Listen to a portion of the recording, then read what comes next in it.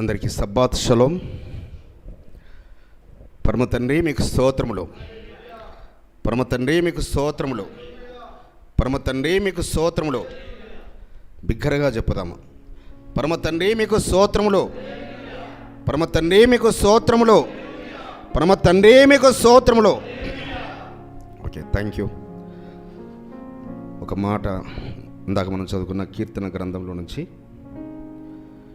37వ అధ్యాయము 8వ వచనం. కీర్తన గ్రంథము దావీదు రాజు గారు రాసిన కీర్తన గ్రంథము సామ్స్ 37 8th వర్స్. కోపము మానుము, ఆగ్రహము విడిచిపెట్టుము, వ్యసన పడకుము, అది కీడుకే కారణము. సో మెసేజ్ విషయమై మన మధ్యలో ఉన్న సహోదరి మన్నా సిస్టర్ ప్రార్థన చేస్తారు. మైక్ మన సిస్టర్కి ఇవ్వండి. కోపము మానుము, ఆగ్రహము విడిచిపెట్టుము, వ్యసన పడకుము, అది కీడుకే కారణం.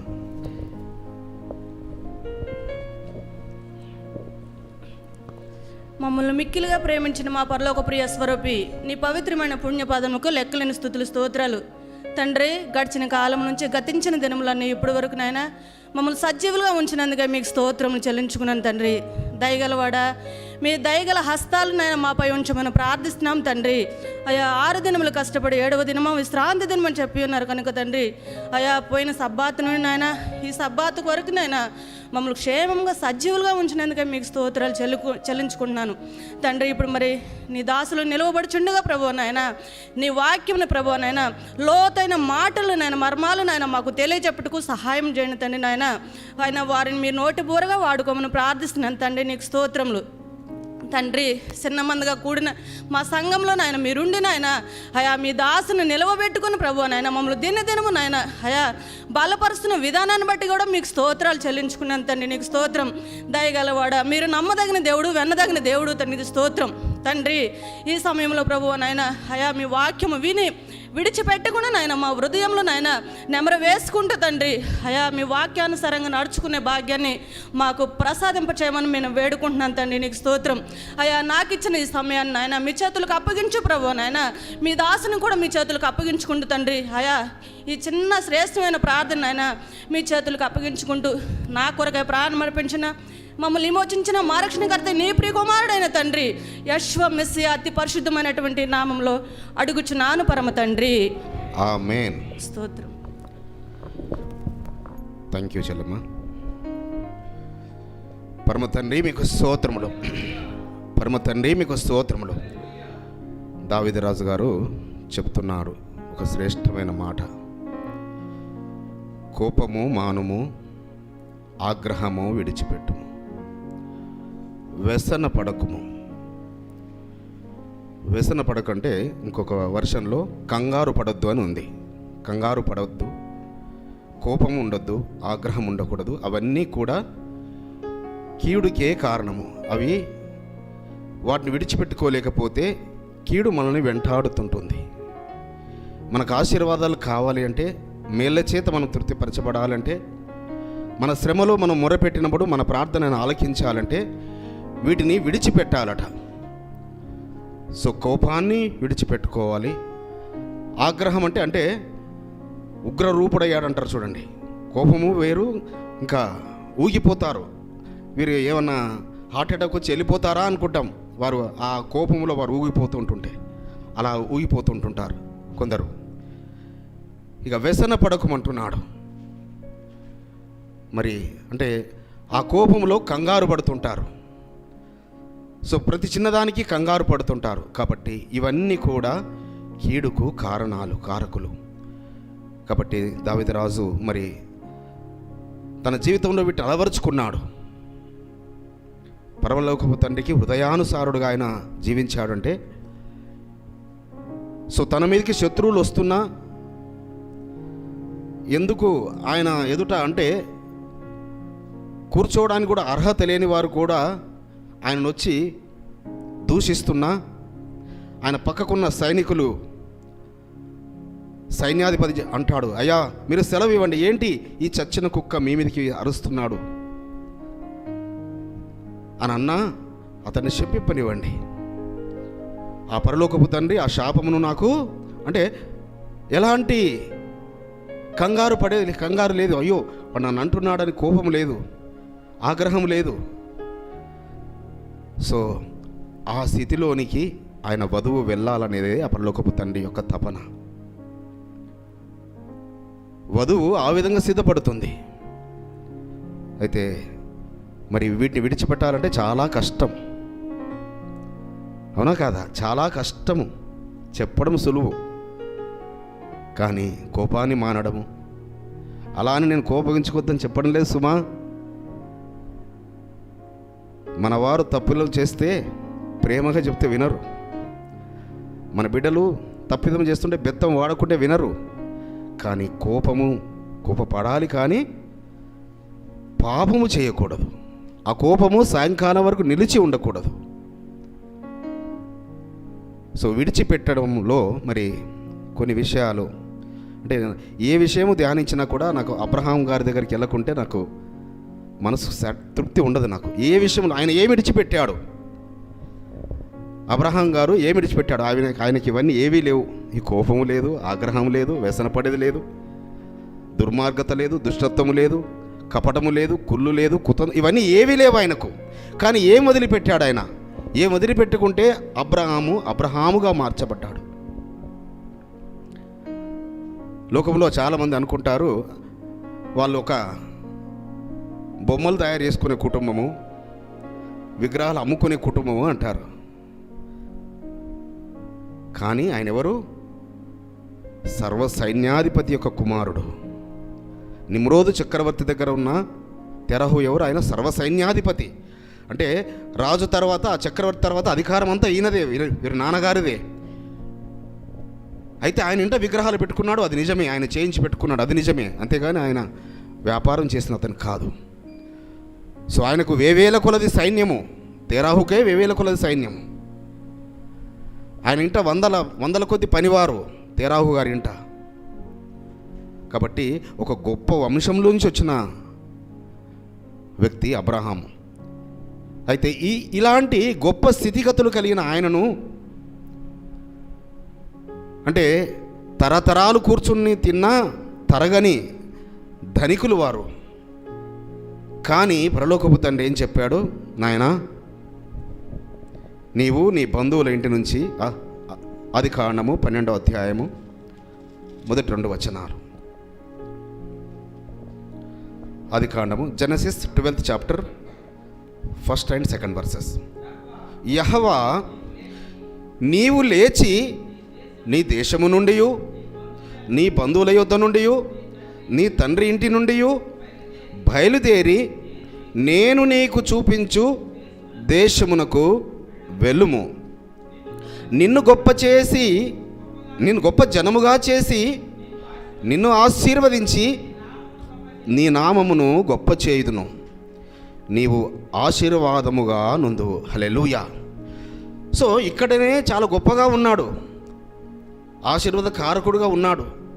కానీ ఏం చెప్తున్నాడు తండ్రి? నాయనా, నీ బంధువుల నుంచి, నీ దేశం నుంచి, నీ పుట్టింటి నుంచి నువ్వు లేచి బయలుదేరి నేను చూపించే దేశానికి వెళ్ళు. సో ఆ మాట జస్ట్ అంతే. ఆయన ఒబే అయ్యాడు, విధేయుడయ్యాడు, ఆ మాట విన్నాడు. ఎస్, నేను ఇవన్నీ విడిచిపెడితే, నేను నా బంధువులను వదిలిపెడితే, ఈ లోకంలో చాలామంది అంటారు సేవకులు, నేను నా బంధువులను విడిచి వచ్చాను అంటారు. ఎందు గురించి వచ్చావు? నీ కోపాన్ని వదిలిపెట్టుకోకుండా, నీ ఆగ్రహాన్ని వదిలిపెట్టుకోకుండా, నీ కుళ్ళు కుతంత్రాలు వదిలిపెట్టుకోకుండా అదేదో గొప్పగా చెప్పుకుంటావు. అది కాదు. అబ్రహాం గారికి ఇవి ఏవీ లేవు, కానీ సో మాట విన్నాడు, విధేయుడయ్యాడు. బయలుదేరమంటే బయలుదేరాడు అంతే. ఎక్కడికి వెళ్ళాలో తెలియదు, ఏ ప్రాంతానికి వెళ్ళాలో తెలియదు. మరి బయలుదేరింది నేను ఒక వ్యక్తి అబ్రహాం బయలుదేరింది. ఆయనతో పాటు 300 సైన్య కుటుంబాలు, వీరులైన 300 మంది యొక్క కుటుంబాలతో బయలుదేరాడు. మరి ఇంతమందిని పోషించడానికి ఏంటి తండ్రి, ఎక్కడా అని ఆయన అనుమానపడలేదు. సో మాటకు లోపడ్డాడు, బయలుదేరాడు. ఇక మనకు అబ్రహాం గారి చరిత్ర అంతా తెలుసు. 99 ఇయర్స్లో అబ్రహాముగా మార్చి ఇస్సాకునిచ్చి, సో ఆయన ఎంత గొప్పగా ఆశీర్వదించాడో. సో దేన్ని బట్టి ఆయన అంత గొప్ప ఆశీర్వాద కారకుడయ్యాడు? పరలోకపు తండ్రి మాట విని విడిచిపెట్టమన్నది విడిచిపెట్టాడు. ఏదైతే విడిచిపెట్టమని ఆయన అడిగాడో, ఏదైతే కోరాడో పరలోకపు తండ్రి, సో ఆయన నమ్మాడు. కానీ ఆయన తరంలో చెప్పండి, ఎక్కడైనా సముద్ర ఇసుకలాగా లేక ఆకాశ నక్షత్రంలో ఆయన సంతానం అయిందా అబ్రహాం గారిది? లేదే. కానీ దేన్ని చూశాడు? ఇది చాలా మాట్లాడుకుంటాం, పునాదులు గల ఎలా చూశాడు ఆయన పునాదులు గల పట్టణాన్ని? ఎలా చూపించగలిగాడు ఆ పరలోకపు తండ్రి? ఎస్, ఆయనకు తెలుసు ఎలా ఉంటుందో ఆ పునాదులు గల. అప్పటికి ఇంకా యెరూషలేము ఏర్పడబడలేదు. ఆయన మెల్కీసెదెకు గారు వచ్చి ఆయనకు రొట్టెను ద్రాక్షరసం, ఆ షాలేము రాజు అయిన మెల్కీసెదెకు వచ్చి ఆయనకు రొట్టె ద్రాక్షరసం ఇంకా ఇవ్వలేదు. కానీ ఆ పునాదులు గల పట్టణాన్ని, ఆ యొక్క సియోను పర్వతాన్ని, ఆ పునాదులు గల పట్టణాన్ని ఆయన చూశాడు. అప్పుడే యెరూషలేమును ఆయన అప్పుడే చూశాడు. పరమ తండ్రి మీకు స్తోత్రములు, పరమ తండ్రి మీకు స్తోత్రములు. ఇది ఎలా సాధ్యమంటే ఆయన నమ్మాడు, ఆయనకు చూపించాడు, ఆయన బయలుదేరాడు, ఆయనను ఆశీర్వదించాడు. కాబట్టి మనము కూడా అబ్రహాం గారిలాగా బంధువులను వదిలిపెట్టమని నేను చెప్పడం లేదు, మీ ఇంటిని వదిలిపెట్టమని చెప్పడం లేదు, ఆయన కోరుకోవడం లేదు, నీ స్నేహితులను వదిలిపెట్టుకొని కోరుకో. కానీ పరలోకపు తండ్రికి అసహ్యమైనవి కొన్ని ఉన్నాయి, అవి వదిలిపెట్టుకోమంటున్నాడు. అప్పుడు అబ్రహాము గారిలాగా మనల్ని ఆశీర్వదిస్తాడు. చూద్దాం ఇంకా కొందరు భక్తుల విషయంలో. మరి మోషే గారి గురించి కూడా ఒక మాట. హెబ్రీ పత్రిక 11వ అధ్యాయము 24వ వచనం. హెబ్రీ పత్రిక 11:24.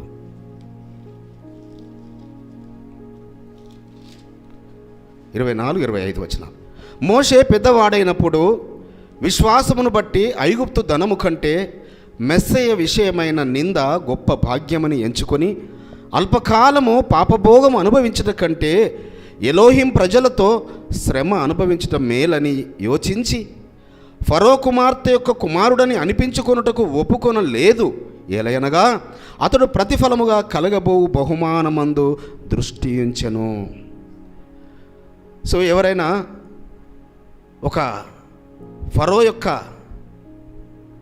మరి అల్లుడు, మేనల్లుడు, మరి ఫరో కుమార్తె యొక్క కుమారుడు అని అలాంటి పెంపకంలో పెరిగాడు. 18 సంవత్సరాల వయసు వరకు రాకుమారుడుగా పెరిగాడు. విలువిద్యలన్నీ అభ్యసించాడు.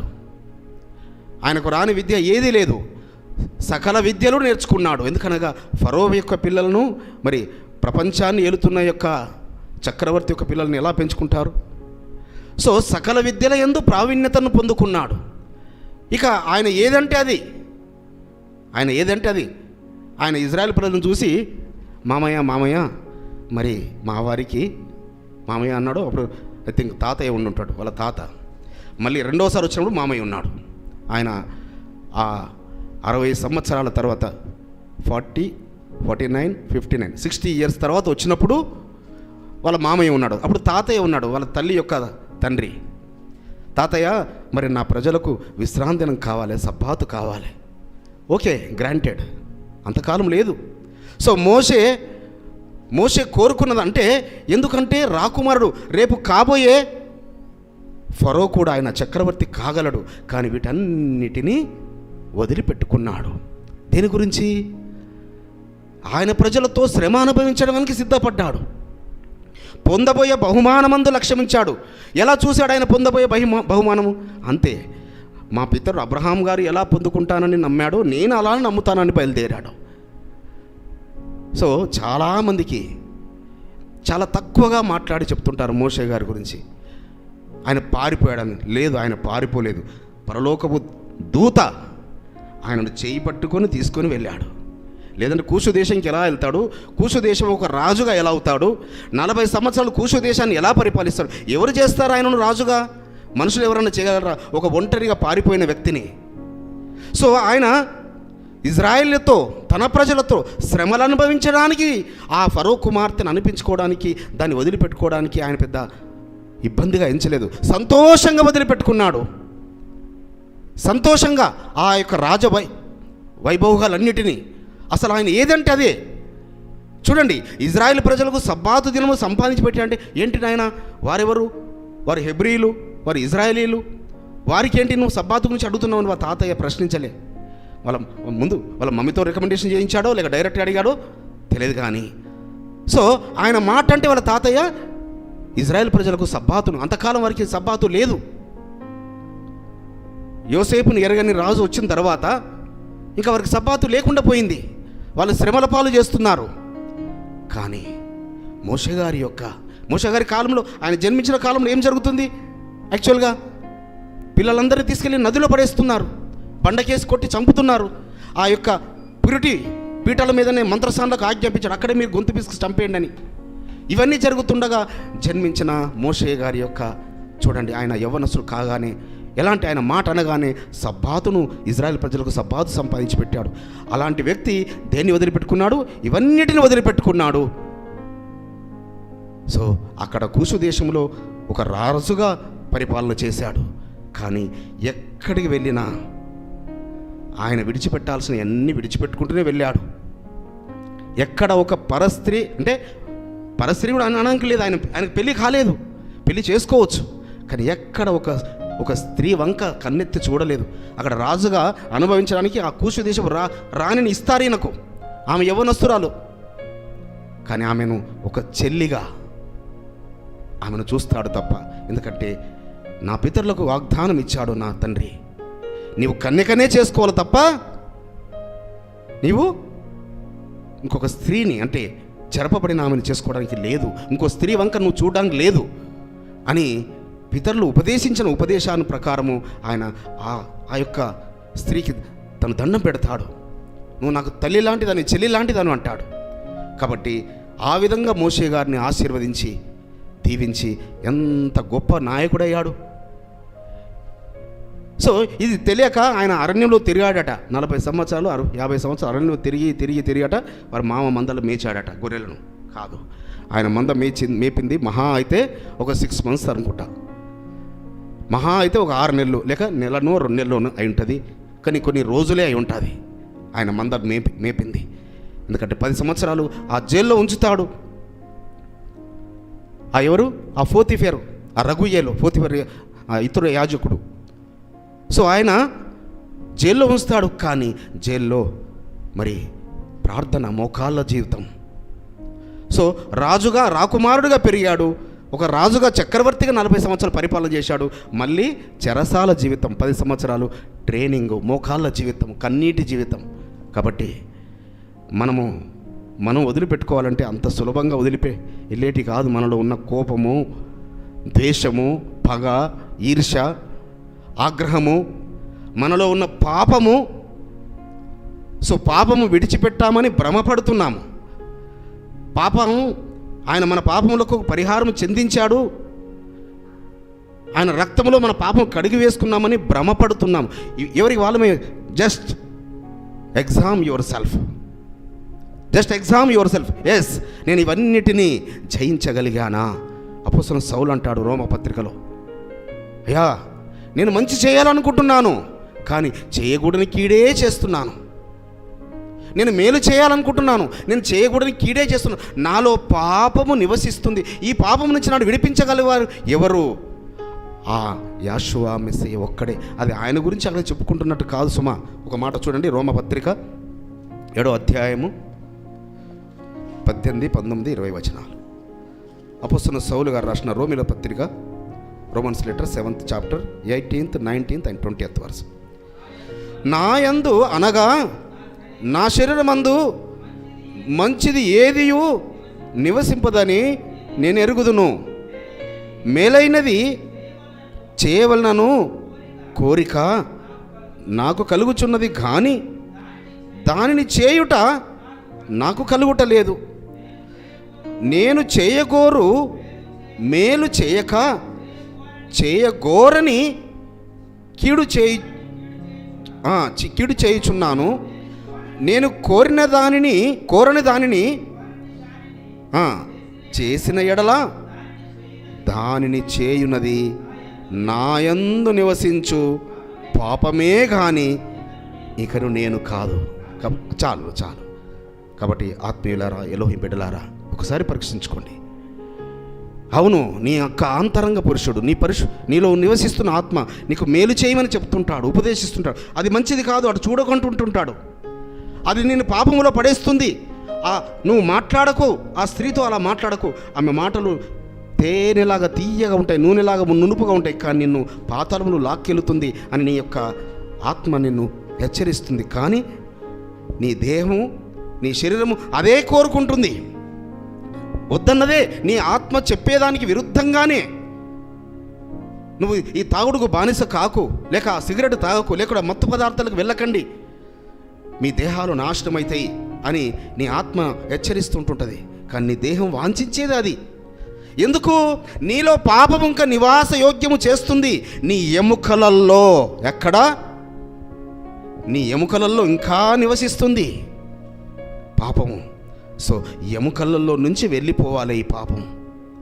ఎముకలలో ఉన్న మూలుగలో నుంచి వెళ్ళిపోవాలి ఈ పాపము. సుఖ నివాసము చేసుకుంటుంటుందట మన ఎముకలలో పాపం, సుఖ నివాసము. ఎందుకు? నీ దేహం అదే వాంఛిస్తుంటుంది, ఆ పాపాన్నే వాంఛిస్తుంటుంది. నీ యొక్క సహోదరుని యొక్క మేలును ఓర్వనివ్వదు. నీ సహోదరి యొక్క మంచి స్థితిని నిన్ను చూసి సంతోషించనివ్వదు. నీకన్నా మంచిగా ఒక మంచి స్థితిలో ఉన్నారంటే నిన్ను సంతోషించనివ్వదు, నీకు నిద్ర రానివ్వదు. ఎందుకు? నువ్వు పాపము సంబంధివే కాబట్టి, నీలో పాపం నివసిస్తున్నది కాబట్టి ఈ పాపాన్ని విడిచిపెట్టాలి మనం. పాపం అంటే చాలామంది ఏమనుకుంటారంటే వ్యభిచారం చేస్తేనే పాపం అనుకుంటారు, గజ దొంగతనం చేస్తేనే పాపం అనుకుంటారు. కోపము, నీ కోపం వస్తున్నదా? నీకు ఆగ్రహం వస్తున్నదా? నువ్వు కంగారు పడుతున్నావా? నువ్వు ఈర్ష్య పడుతున్నావా? నువ్వు ద్వేషము కలిగి ఉన్నావా? అది నీలో నివసిస్తున్న పాపమే సుమా. నువ్వు ఎదుటివారి మేలు కోరుకోలేకపోతున్నావా? ఎదుటివారి యొక్క మంచి స్థితిని చూసి సంతోషించలేకపోతున్నావా? నీలో నివసిస్తున్న పాపమే. నాకన్నా ఎవ్వరు మంచిగా ఉండకూడదు అనుకుంటున్నావా? నీలో నివసిస్తున్న పాపమే. కాబట్టి అందుకే సౌలు భక్తుడు అంటున్నాడు, నేను మంచి చేయాలనుకుంటున్నాను, కానీ నా వల్ల అవ్వడం లేదు. నేను చేయకూడని కీడే చేస్తున్నా. నేను మంచి చేయాలనుకుంటున్నాను, మేలు చేయాలనుకుంటున్నాను, నా హృదయం తప్పిస్తుంది మేలు చేయాలని, కానీ నేను కీడు చేస్తున్నాను. నేను ఇది చూడొద్దు అనుకుంటున్నాను, ఆ చోటుకి వెళ్ళొద్దు అనుకుంటున్నాను, కానీ అక్కడికే వెళుతున్నాను, అక్కడికే నా దేహం లాక్కెళ్తుంది. కాబట్టి ఈ రోజులలో చాలామంది యవనస్తులు అనరు. ఎందుకు? దుఃఖాన్ని వాళ్ళ తల్లిదండ్రులకు మిగులుస్తున్నారు.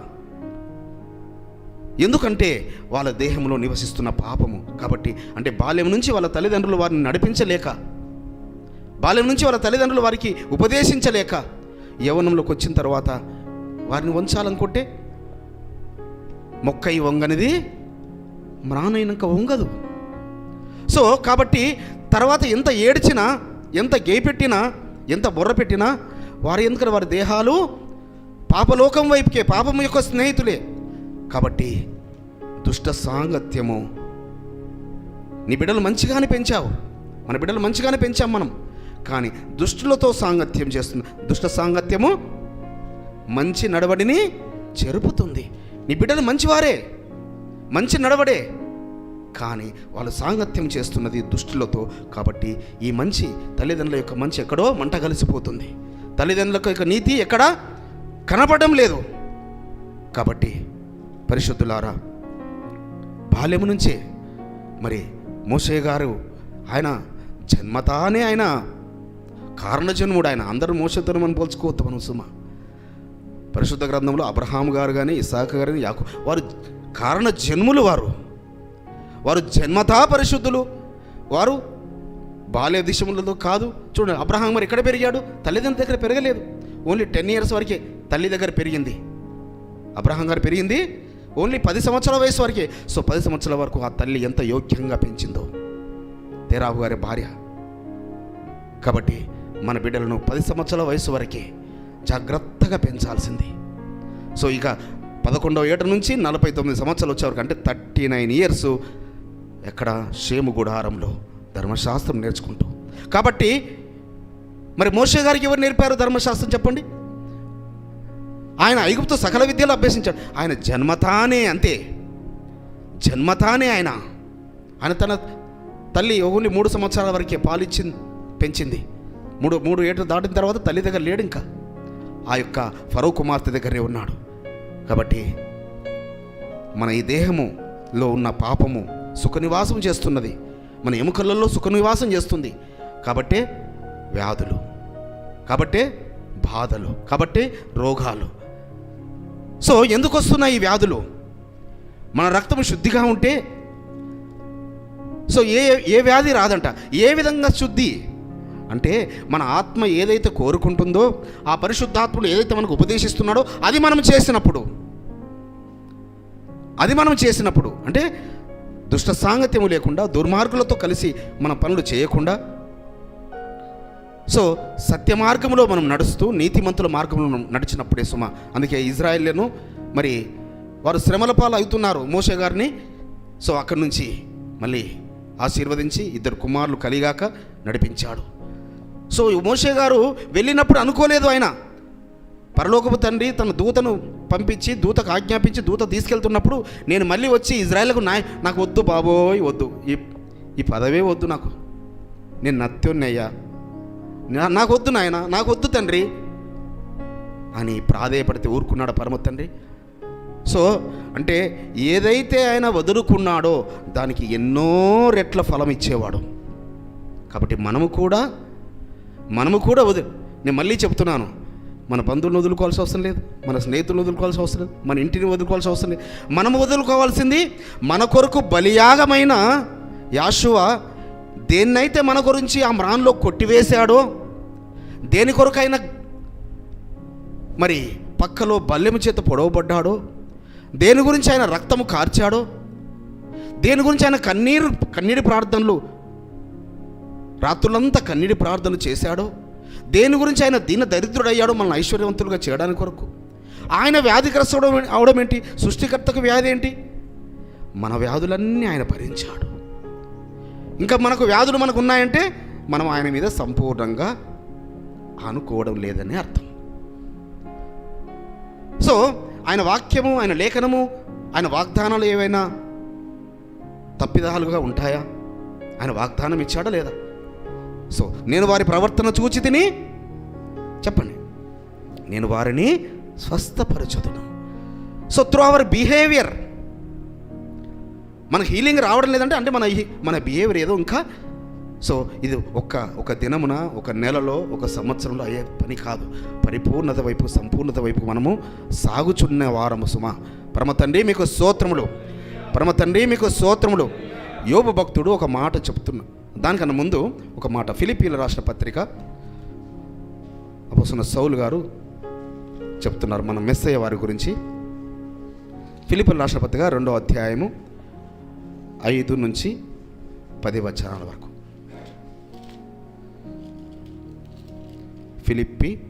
Philippians 2nd chapter 5th verse నుంచి. ఓకే, నేను చదువుకుంటూ చెప్తాను. మెస్సయ్య యాషువాకు కలిగిన మనస్సు మీరును కలిగి ఉండండి. ఎలాంటి మనసు కలిగి ఉండాలట? మనము మన యాషువా మెస్సయ్యకు ఎలాంటి మనసు ఉందో అలాంటి మనసు కలిగి ఉండండి.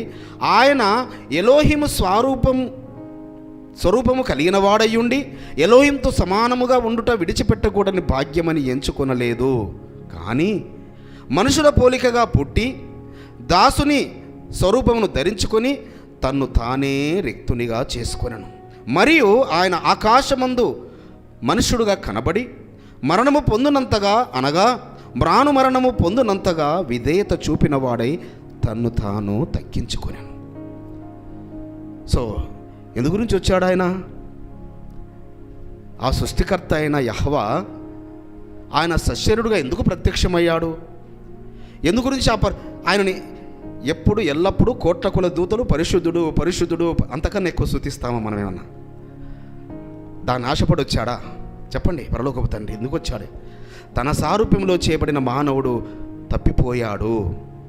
ఆదాము హవ్వ పాపము చేశారు. ఆ పాపము నుంచి, ఆ శాపము నుంచి విడిపించడానికి నేనే కడపటి ఆదాముగా వెళ్ళాలి. నేనే వెళ్ళి నా ప్రజలను, నా బిడ్డలను, నా కుమారులను, నా కుమార్తెల కొరకు నా రక్తము చిందించాలి అనే ఏకైక లక్ష్యముతో ఆయన ఈ లోకానికి వచ్చాడు తప్ప, ఏకైక లక్ష్యం ఏంటి? మనం కోల్పోయిన ధన్యతను తిరిగి ఇవ్వడానికి కొరకు. నా బిడ్డలు నశించి పాతాళము వెళ్ళడము చెప్పండి, మన బిడ్డలు ఎవరైనా చెప్పండి, మన పిల్లలు మనకన్నా మంచి స్థితిలో ఉండకూడదని ఎవరన్నా కోరుకుంటారా? ఈ తల్లిదండ్రులు ఈ లోకంలో ఎవరన్నా, ఏ తల్లిదండ్రులైనా? వాడు గజ దొంగ కూడా కోరుకోడు నా పిల్లలు దొంగలు కావాలని. నరహంతకుడు ఎవరు కోరుకోరు ఈ లోకంలో. నాకన్నా నా పిల్లలు మంచి. మరి పరలోకపు తండ్రి మనల్ని అంతగానే ప్రేమించి కదా నీ కొరకు నా కొరకు బలియాగం అవ్వడానికి ఆయన ప్రాణం పెట్టడానికి వచ్చాడు. ఎందుకు ఆ మరణాన్ని మనము అంత చాలా చాలా అంటే తక్కువ చేసి చూస్తుంటారు. ఏదో మేము నమ్మితే చాలు, మేము కన్నీటి ప్రార్థన చేస్తే చాలు, మేము ఆయన సబ్బాతను అనుకుంటారు. భ్రమ. ఆనాటి యూదులే నిన్ను చంపీరనుకొంటి, ఆనాటి యూదులే నిన్ను చంపీరనుకొంటి, కాదు కాదయ్యో నా పాపరుణమునకే, కాదు కాదయ్యో నా పాపరుణమునకే, ప్రాణులో బలి అయినా యెహోవాని గొర్రె పిల్ల, విలువైన నీ ప్రేమన్ వివరింతో శ్రీయాశ్వ, విలువైన నీ ప్రేమన్ వివరింతో శ్రీయాశ్వ. పరమ తండ్రి మీకు స్తోత్రములు. ఆనాడు యూదులు చంపారనుకుంటున్నారు, కాదు, వారు కాదు చంపింది, మనము చంపుతున్నాం ఈరోజు. వారు చంపిందేమో మన గురించి, మనకు రక్షణ ఇవ్వడానికి కొరకు. వారు తొట్టుపడ్డరు మనల్ని ఆయన పిల్లలుగా చేసుకోవడానికి కొరకు. వారు ఆయనను వెలివేశారు, మనము ఆయన బిడ్డలం అవ్వడానికి కొరకు. కానీ మనం ఏం చేస్తున్నాము? దినదినము ఇంకా మ్రాను వేస్తున్నాము. మనము పాపమును విడిచిపెట్టక, పాపము మన దేహంలో సుఖ నివాసము చేపిస్తున్నది బట్టి. అందుకే యోబు భక్తుడు ఒక మాట అంటాడు. యోబు గ్రంథము 11వ అధ్యాయము 13, 14, 15 వచనాలు. యోబు గ్రంథము 11వ అధ్యాయము 11th చాప్టర్.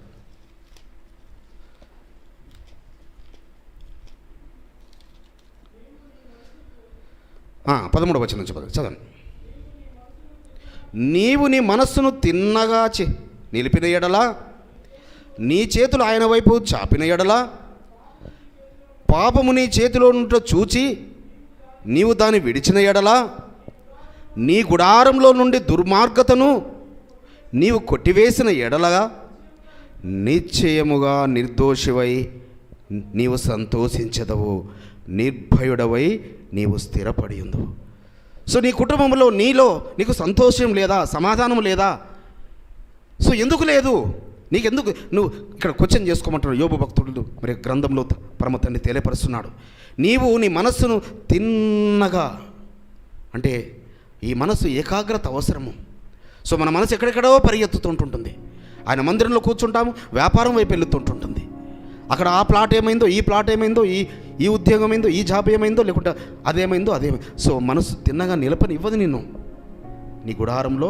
లేక ఆయన గుడారానికి వచ్చినప్పుడు ఇక్కడ నిన్ను నిలపనేయదు. నీ చేతులు ఆయన వైపు, సో మనము మన చేతులు అట ఆయన వైపు చాపిన ఎడల, ఆయన సహాయం చేసేవాడే సుమా, ఆయన అభయాస్తం అందించేవాడే. కానీ మనం చేతులు చాపము. చప్పట్లు కొట్టమంటేనే చప్పట్లు కొట్టలేము, ఇంకా చేతులు చాపడం ఎక్కడ? మోషే గారి చేతులు మరి బరువు ఎత్తుకుంటుంటే వెళ్ళి అక్కడ సహాయం చేస్తున్నారు. మనం ఎంతసేపు ఆయన వైపు చేతులు ఎత్తుతున్నాము? పాపము నీ చేతిలో నుండి చూచి నీవు దాన్ని విడిచిన, నీ చేతిలో పాపం ఉన్నది, ఎవరి వారికి పరీక్షించుకుందాం. ఇది ఉపదేశిస్తున్నా నేను ఉపదేశించుకోకుండా ఉపదేశించడం లేదు సుమా. సో ఇది ప్రతి ఒక్కరి గురించి నేను చెప్తున్నాను, ఏ ఒక్కరిని ఉద్దేశించి ఇంత మాత్రం కాదు. నీలో చిన్న కోపం ఉందా? నీలో చిన్న ద్వేషం ఉందా? నీలో చిన్న ఈర్ష, అసూయ ఉందా? అది నీలో నివసిస్తున్న పాపమే, నీ ఎముకల్లో నివసిస్తున్న పాపమే. సో అది నీ చేతిలో ఆ పాపం ఉన్నది. నువ్వు నీ చేతి పనుల ద్వారా నువ్వు మోసం చేస్తున్నావా? నీ చేతి పనుల ద్వారా అబద్ధాలు చేస్తున్నావా? సో ఆయన నామానికి దూషణ రానివ్వకు నీ బ్రతుకు ద్వారా. సో కాబట్టి ఇంకా ఏమంటున్నాడు, నీ గుడారంలో నుండి దుర్మార్గతను నువ్వు కొట్టివేసిన ఎడల, మన గుడారంలో మన ఇళ్లలో దుర్మార్గత అనేది ఎంత మాత్రం ఇంకా ఉన్నట్టు అవుతే ఆయన ఎక్కడ మన చేతులు ఎత్తినా వినడు. సో మనలో నుంచి వ్యాధి తీసివేయడు, ఆ వ్యాధిని ఇంకా అంతకంతకు ఎక్కువనే చేస్తుంటాడు తప్ప దాన్ని తగ్గించడు. అందుకే మళ్ళీ ఒకసారి మనం ఇందాక చదువుకున్నాం కదా, ఆ మాట మళ్ళీ చదువుదాము. కీర్తన గ్రంథం 37:8 వచనం, 7-8 వచనాలు. సరే, 8వ వచనం. కీర్తన గ్రంథం 37:8. కోపము మానుము, ఆగ్రహము విడిచిపెట్టుము, వ్యసనపడకుము, అది కీడుకే కారణము. కాబట్టి సో వీటిని అంటే నీ చేతిలో ఉన్నది, నీ గృహంలో ఉన్నది, నీ గుడారంలో ఉన్నది ఏంటి? సో పక్కవారికి వీరు ప్రార్థనకి వెళ్ళొచ్చారు, చక్కగా బైబిల్ పెట్టుకొని సబ్బాతాని తెల్లని వస్త్రాలు వేసుకొని వచ్చిన తర్వాత ఆ మాటలు కంపు కొడుతుంటాయి. ఆ ఇంట్లో నుంచి వెలువడుతున్న మాటలు బురద వాసన వస్తుంటుంటాయి, గోతిలో నుంచి వచ్చిన మాటలు వస్తుంటుంటాయి. ఇంకెక్కడ నువ్వెందుకు ప్రార్థనకి వెళ్ళడం ఎందుకు? ఆయన బిడ్డని కుమారుని చెప్పుకో, నీకు మోసం చేసుకోవడానికేనా? కాబట్టి అది కీడుకే కారణము సుమా. నువ్వు ఆగ్రహపడుతున్నావా? కానీ వదిలిపెట్టేందుకు కూడా ఒకటి ఉందట. సామెత గ్రంథం 3వ అధ్యాయము 3వ వచనం. దీన్నేమో విడిచిపెట్టాలి, వీటన్నిటినీ విడిచిపెట్టకూడదని చెప్తున్నాడు జ్ఞాని అయిన సొలొమోను రాజు. సామెతల గ్రంథము 3వ అధ్యాయము 3వ వచనం. దయను సత్యమును ఎన్నడును నిన్ను విడిచిపోనీయకుము, వాటిని కంఠభూషణముగా ధరించుకొను. మన కంఠభూషణాలు ఏముండాలట? దయ, సత్యము. వీటిని మనం ఎన్నడూ విడిచిపెట్టుకోకూడదు సుమా. శ్రమలు రాగానే, ఇబ్బందులు రాగానే, వ్యాధులు రాగానే మనం అనుసరిస్తున్న సత్యం నిజమేనా? అసలు ఆ రక్షకుడు ప్రాణం పెట్టాడా ఈ లోకాన్ని గురించి? ఆయన ప్రాణం పెడితే నాకెందుకు ఈ శ్రమలు? శ్రమకు కారణము నీకుగా నీవు పరీక్షించుకోవు, నీకుగా నీవు టెస్ట్ చేసుకోవు. ఆయన మీద వేసేయడమే నెపం, ఆయన మీద నెట్టేయడమే. ఎందుకయ్యా నన్ను రక్షించుకున్నావు? ఎందుకయ్యా నేను లోకంలో అన్నిలాగుంటే బాగుండేది, వాళ్ళలాగా జలసాలు చేసేవాడిని, నేను ఇవన్నీ మానుకున్నాను కదయ్యా, నా బంధువులు వదిలిపెట్టుకున్నాను, నా స్నేహితులు వదిలిపెట్టుకున్నాను, నీ నిమిత్తము నేను అనేకమైన త్యాగం చేసుకున్నాను, నా వ్యాపారాలు త్యాగం చేసుకున్నాను. అవును, సబ్బాతులు నీకు ఆటంకంగా వస్తే నీ వ్యాపారాన్ని కూడా నువ్వు త్యాగం చేసుకోవాలి. సబ్బాతు ఆజ్ఞ అలాంటిది, అది సృష్టికర్త పెట్టిన ఆజ్ఞ సుమా, అది మనుషులు పెట్టిన ఆజ్ఞ కాదు. కాబట్టి సత్యాన్ని నువ్వు ఎన్నడూ, అంటే నువ్వు సత్యాన్ని అంగీకరించినట్ట, నువ్వు సత్యాన్ని అనుసరించడం లేదు అంటే సత్యాన్ని అంగీకరించినట్ట.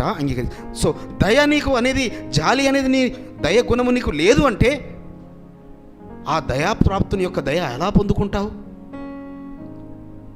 దయాప్రాప్తురాలా అని మరియను గాబ్రియల్ దూత నిన్ను పిలవాలని లేదా నీకు? నువ్వు ఆయన దూతతో పిలిపించుకోవాలని లేదా? దయాప్రాప్తురాలా అని. కాబట్టి పరిశుద్ధులారా, వీటిని ఎన్నడూ మనం విడిచిపెట్టుకోకూడదు. సత్యాన్ని అంటే మనం అనుసరిస్తున్న మార్గము, ఈ మార్గంలో అనేక శ్రమలు, అనేక బాధలు మన పితరులకు వచ్చినన్నైతే మాత్రం కాదు. అబ్రహాం గారికి వచ్చిన శ్రమలు వస్తే మన వల్ల కాదు, యోబు గారికి వచ్చిన శ్రమలు వస్తే అందులో 1% వచ్చినా మనం తట్టుకోలేం, దావీదు రాజు గారికి వచ్చిన శ్రమలు వస్తే మనం తట్టుకోలేం.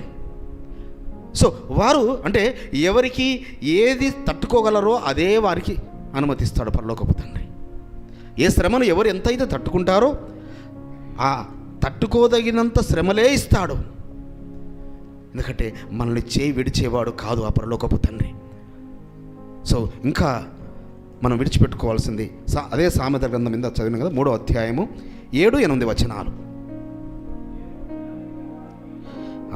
ఏమనుకోవద్దట, నేను జ్ఞానిని కదా అని నీవు అనుకునవద్దు. యెహోవాయందు భయభక్తులు కలిగి చెడుదనము విడిచిపెట్టుము. చాలామంది ఏమనుకుంటుంటారు, ఇంకా నాకు చాలా నేర్చుకున్నానండి, నేను బైబిల్ చాలా చదివాను, ఇన్ని సంవత్సరాల నుంచి మేము సత్యం చేసి అనుసరిస్తున్నాం. ఏమనుకుంటున్నారు మీరు? 30 సంవత్సరాల నుంచి మేము సత్యాన్ని అనుసరిస్తాం, సబ్బాత్ ఆచరిస్తుంది. కానీ నీలో ఇంకా నీ చెడుతనము నువ్వు వదిలిపెట్టుకోలేదు. నీలో నువ్వు దుర్మార్గత నీ గృహములో, నీ దేహంలో సుఖనివాసం చేస్తున్నాయి. సో జ్ఞానిని అనుకునేవాడు అజ్ఞాని సుమ. ఎందుకంటే సామెతల గ్రంథంలో నిన్న ఉదయకాలంలో జూమ్లో చెప్పాను. సో మూర్ఖుని అన్నా గుణపరచొచ్చట. ఒక మూర్ఖుడు అంటే మూర్ఖంగా మాట్లాడుతుంటారు, తెలుసు కదా, ఈ లోకంలో మనకు ఏదైనా మాట్లాడుతుంటే ఏదైనా చెప్తుంటే ఇక మొండిగా అంతే మూర్ఖంగా, అలాంటి మూర్ఖునన్నా మనము ఏదో విధంగా చెప్పి వాళ్ళు మార్చొచ్చట. కానీ తనకు తాను జ్ఞాని అనుకునేవాడిని ఎవ్వరూ మార్చలేరు. ఎవ్వరు ఆ రెఫరెన్స్ తీస్తారా? ఎవరైనా తీస్తారా? తనను తాను జ్ఞాని అనుకునేవాడిని. నిన్న డేటు 26 సామెతల గ్రంథం 26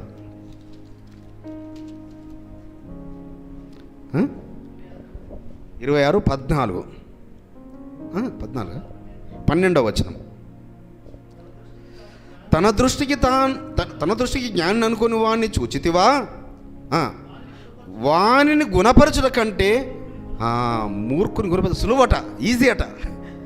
ఒక మూర్ఖుల్ని ఈజీగా మనం మార్చగలమట. కానీ తనకు తాను జ్ఞాని అనుకునేవారిని, తనకు తాను జ్ఞానవంతురాలు వారిని మార్చడము ఎవరి తరము కాదు, ఎవరి వల్ల కాదు. కాబట్టి సో నీ గృహంలో ఏది చెడు నివాసము చేస్తున్నది, ఏది నివాసం చేస్తున్నది, సో అది నీ ఎముకలలో నివసిస్తున్నదా? నువ్వు ఆయన రాజ్యాన్ని స్వతంత్రించుకోచాలవు. ఎందుకంటే నీ ఎముకలలో అది సుఖ నివాసం చేస్తుందంటే అక్కడే నీ బ్లడ్ హెమోగ్లోబిన్ ప్రొడ్యూస్ అయ్యేది ఎక్కడ? Marrow of the bone. So మ్యారోలోనే మన హెమోగ్లోబిన్ డెవలప్ అవుతుంది. మరి హెమోగ్లోబిన్ ఇంకే నీలో పాపము నివాసం చేస్తుంటే పాపము రక్తం ప్రొడ్యూస్ కాకుండా ఇంకే రక్తం ప్రొడ్యూస్ అవుతుంది. సో ఈ పాపాన్ని తీసివేయడానికి ఆయన ప్రాణం పెట్టడానికి వచ్చాడు సుమా. నీ కొరకు నా కొరకు ఆయన ప్రాణం పెట్టాడు. ఆయన ప్రాణాన్ని ఆయన బలియాగాన్ని తృణీకరించొద్దు సుమా. మళ్ళీ ఆయనను మనం రానవేయద్దు సుమా. ఆయన కలిగిన మనస్సు జస్ట్ టెస్ట్ చేసుకోండి ఎవరికి వారు. నాకు ఆయన కలిగిన మనసు నాకు ఉన్నదా? ఆయన కలిగిన జాలి నాకున్నదా? ఆయనకులాగా ప్రాణం పెట్టాల్సిన పరిస్థితి మనకు లేదు సుమా. ఎవరు ప్రాణం పెట్టాల్సిన స్థితి లేదు మనకు. లేక అలనాడు భక్తులు తరమపడుతున్న స్థితిగతులు లేవు. ఆ రోజు లక్షల మంది హతసాక్షులైపోయారు. ఇప్పుడు మనకు అలాంటి పరిస్థితులు లేవు. ఓకే, రాబోతున్నాయేమో. సో అవి వస్తే ఇంకెలా ఉంటాము? సో ఈ మధ్యలో ఒక సర్వే, మరి భారతదేశంలో లెక్కలు చూస్తుంటేనట, సో క్రైస్తవ్యము దినదినము తగ్గిపోతుందంట. ఇది లెక్కల ప్రకారం, అఫీషియల్ లెక్కల ప్రకారం. But is it true? ఇది నిజమా? అంటే దేని గురించి దే వాంట్, ఇక నేను మాట్లాడను. సో మీకు అర్థమైపోయింది. పరమ తండ్రి మీకు స్తోత్రములు. సామెతల గ్రంథము 28వ అధ్యాయము 13వ వచనం. 28 సామెతలు 28:13. అతిక్రమములను దాచిపెట్టువాడు వర్ధిల్లడు, వాటిని ఒప్పుకొని విడిచిపెట్టువాడు కనికర్మ. సో కనికరము, మనం కనికరింపబడాలి అంటే మనం కనికరం పొందాం. మనం ఏం విడిచిపెట్టాలట? మన అతిక్రమం. ప్రతి వారి అతిక్రమంలో ఎవరి వాళ్ళకి తెలుసా తెలియదా? మన సహోదరిని చాటుగా దూషిస్తుంటుంటాం, మన సహోదరిని చాటుగా దూషిస్తాం. కానీ మనం మరణం కొని తెచ్చుకుంటున్నామని మనకు తెలియదు. 101వ కీర్తన 5వ వచనంలో, తన సహోదరిని చాటుగా దూషించేవాడు మరణశిక్షకు పాత్రుడవుతాడు. సో ఎన్నిసార్లు నువ్వు నీ సహోదరిని, నీ పోలికలో ఉన్న నీ సహోదరుణ్ణి నువ్వు ఎన్నిసార్లు చాటుగా దూషిస్తున్నావు? నువ్వు ఒంటరిగా ఉన్నప్పుడు నీవు పరీక్షించుకోసుమా. నువ్వు చేస్తున్నావు పని అంటే నీలో పాపము ఇంకా సుఖ నివాసం చేస్తున్నట్టే లెక్క. నువ్వు పాపము నివాసం చేస్తుందంటే how you will belong to him, how you belong to his son or his daughter, how you will become his bride. నువ్వు ఆయన కుమార్తెవే కాలేనప్పుడు నువ్వు బ్రైడ్గా ఎలా అవుతావు? Highly impossible. సో ముందుగా కుమార్తె అవ్వు. ఎందుకంటే క్షమిస్తాడు కుమార్తెను పరలోకపు ఈ లోకపు తల్లిదండ్రులు ఏ విధంగా తన బిడ్డలను క్షమిస్తారో ఆ పరలోకపు తండ్రి కూడా క్షమిస్తాడు. ఇకనైనా నీ యొక్క దేహములో ఉన్న ఆ పాపమును తీసివేసుకో. సో నీ అతిక్రమాలు ఒప్పుకో, విడిచిపెట్టు. నీ ఆత్మకు తెలుసు సుమా, నీ అంతరంగానికి తెలుసు నీలో ఏది అతిక్రమాలు ఉన్నాయో నీకు తెలుసు.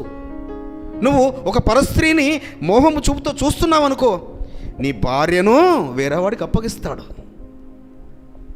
ఈ భయం ఉందా? ఈ లోకంలో ఎవరికైనా భయం ఉందా? నీవు పొరుగువారి భార్యను మోహము చూపుతో చూస్తే నీ భార్యను పొరుగువారికి వేరేవాడికి అప్పగిస్తాడు, వేరేవాడు తిరగలి వెళ్ళి విసురుతుంది. నువ్వు ఎలా చూస్తావు కన్యకను, ఆ స్వాస్థ్యం ఏమైపోతుంది? కన్యకను నువ్వు చూసినట్టు అవుతే, పెళ్ళైన వాళ్ళ గురించి నేను చెప్పేది, కన్యకను చూడకూడదని చెప్పేది. నువ్వు కన్యకను చూసినట్టు అవుతే పెళ్లి కాని వారు కన్యకను మరి మోహించి పెళ్లి చేసుకోవచ్చు, వాళ్ళు పెళ్లి చేసుకునే అమ్మాయిని చూడొచ్చు. కానీ పెళ్ళైన వాళ్ళు కన్యకను చూస్తే you will be losing that eternal life, eternity. ఆ భయం ఉందా? అందుకే దావీదురాజు ఒక శ్రేష్టమైన మాట అంటున్నాడు. పాపము చేసిన తర్వాత శాపాన్ని, ఎంత ఆశీర్వాదాలు తన వంశానికి సంతానానికి తీసుకొచ్చి పెట్టాడో అంతకన్నా కొంచెం ఎక్కువనే తెచ్చిపెట్టాడు శాపాలు దావీదు మహారాజు గారు ఆకాశం ఉన్నంతకాలం సింహాసనం సంపాదించి పెట్టాడు యూదులకు, యూదా వంశానికి. కానీ అంతకన్నా కొంచెం ఎక్కువనే శాపాన్ని కూడా సంపాదించి పెట్టాడు. అది అయిన తర్వాత, అయ్యా నాకు పరిశుద్ధాత్మ నాకు దూరం చేయకు, నన్ను హిమం వలె తెల్లగా చేయయ్యా, అయ్యా నన్ను త్రోసివేయకయ్యా నీ సన్నిధుల నుంచి అని గోజాడుతుంటాడు. 51వ కీర్తన చదువుకోండి దయచేసి. తర్వాత 51 కదా దయకర్, 51 సామ్స్ 51 తర్వాత చదువుకోండి. నేను దాంట్లో నుంచి ఉపదేశించాను. అయితే ఆయన ఇవన్నీ జరిగిన తర్వాత, ఈ పశ్చాత్తాపం కలిగిన తర్వాత ఒక మాట మనందరికీ సెలవిస్తున్నాడు, మనందరికీ ఉపదేశిస్తున్నాడు. కీర్తన గ్రంథము 66వ అధ్యాయము 18, 19, 20 వచనాలు. సామ్స్ 66. నా హృదయములో నేను పాపమును లక్ష్యము చేసిన ఎడల్లా ఎలోహిం నా మనవి వినకపోవును. మనం హృదయంలోనట పాపాన్ని లక్ష్యము చేస్తే సో మన మొర ఆయన వినడు, మన ప్రార్థన ఆయన ఆలకించడు. సో ఇంకా పాపం మరి ఎవరికి వారమే మనం జడ్జిలం, ఎవరికి వారమే న్యాయ తీర్పరులము. మన దేహం గురించి, మన ఆత్మ గురించి మనమే జడ్జము. సో హైకోర్టు జడ్జి అయినా, సుప్రీంకోర్టు జడ్జి అయినా, ఏ జడ్జి అయినా ఇంకా నీవే, మనమే జడ్జిలం. సో మనం పరీక్షించుకుందాము. నా హృదయంలో నేను ఇంకా పాపంని, ఎందుకంటే ఆయన నా మనవి వినాలి అంటే నాలో పాపం ఇంకా ఉండకూడదు. నిశ్చయముగా ఎలోహిం నా మనవి అంగీకరించి ఉన్నాడు, ఆయన నా విజ్ఞాపన. హల్లెలూయా. ఎస్, నా సహోదరుడా సహోదరి, మనం చెప్పగలగాలి, నా విజ్ఞాపన, నా ప్రార్థన ఆయన ఆలకించి ఉన్నాడు. డెఫినెట్గా విన్నాడు ఆయన. ఎప్పుడు? ఆ పైది మనము కలిగి ఉన్నప్పుడు, పాప యోచన మన హృదయంలో లేనప్పుడు, పాపము సుఖ నివాసం మన హృదయంలో లేనప్పుడు ఆయన నిశ్చయముగా మన ప్రార్థన విజ్ఞాపన ఆలకించి ఉన్నాడు. 20వ వచనం. ఎలోహిం నా ప్రార్థన త్రోసివేయలేదు, నా యొద్ద నుండి తన కృపను తొలగించలేదు. హల్లెలూయా, హల్లెలూయా. సో కాబట్టి మన ప్రార్థన ఆయన త్రోసివేసేవాడు కాదు సుమా. ఒక భిక్షగాడే వచ్చి అమ్మా అమ్మ అని 4 సార్లు తిరుగుతుంటుంటే పెడతామే? మరి ఆయన బిడ్డలమైన మనం చేసే ప్రార్థన ఆయన ఆలకించడా? మన రోదన ఆయన వినడా? మన కన్నీరు ఆయన తుడవడా? కన్నీరు తుడిచే నాదుడినే మనం కలిగి ఉన్నాం. మనం కన్నీరుకు విడుస్తూ జీవితకాలం అంతా ఉండాలని కాదు ఆయన మనల్ని ఏర్పాటు చేసుకుంది, ప్రతిష్ఠించుకుంది, ప్రత్యేకపరుచుకుంది.